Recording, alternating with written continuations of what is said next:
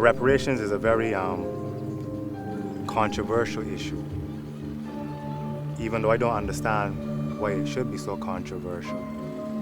The question is, was slavery a crime against humanity? The answer would have to be yes.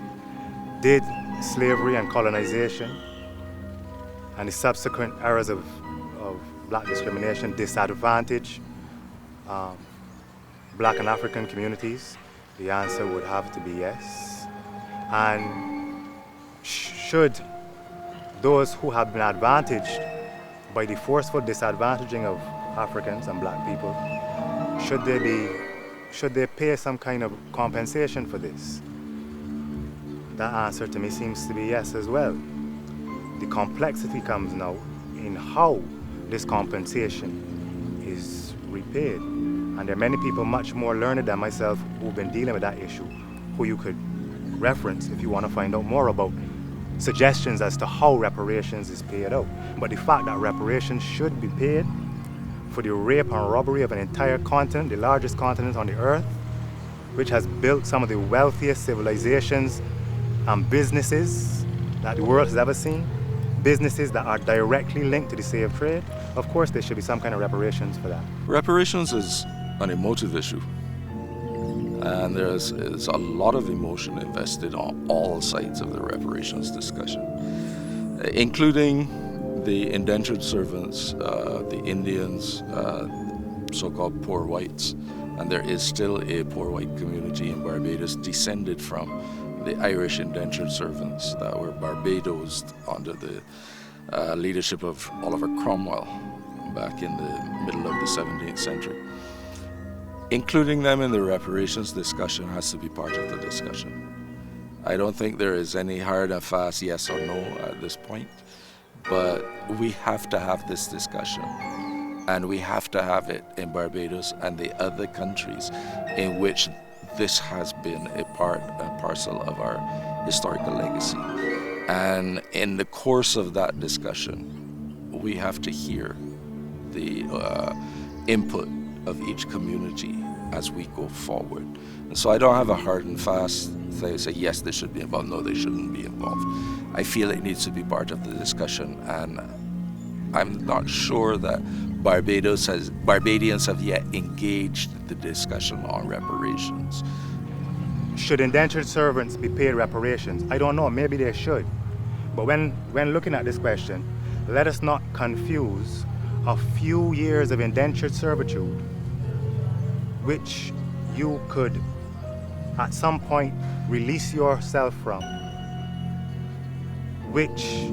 during which you were allowed to maintain your status as a human being, after which there was no visible separation of you from the persons that you were indentured to 400 years of slavery, perpetual servitude, during which your status was not a human being, but 3/5 of a human being, an animal, during which you had no rights to your wife, your husband, your children, your grandchildren, during which you had no culture, after which you were forced to work for free without compensation for those same persons. Subsequent to that, you lived under hundreds of years again of colonial domination, where now you may have been seen as a human being, but now the lowest level of human being.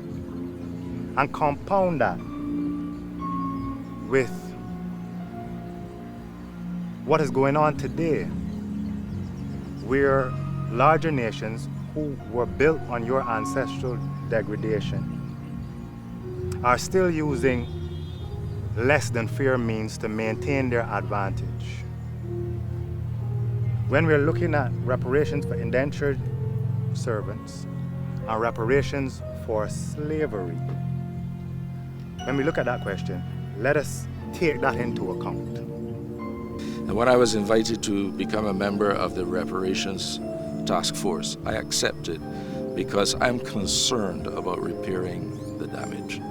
And reparations is not about just getting a lump sum of money. but it's about repairing all the damage that was done during the centuries of African chattel slavery, when people lost their language, their culture, their name, their country, their identity, when they became little more than animals, were treated as animals. We're treated to abuse now that if you attempted to treat a dog like that in our country now, you'd probably find yourself before the court. And being able to address these issues in a meaningful way and repairing the damage. I look at incoming generations. If Jesus returns, fine, we don't have to deal with issues like this. If he doesn't return, what legacy are we passing to our children and our grandchildren? Do we want to keep passing on a legacy of pain? Do we want to keep passing on a legacy of damage? Or can we stop and build a new legacy and a new heritage?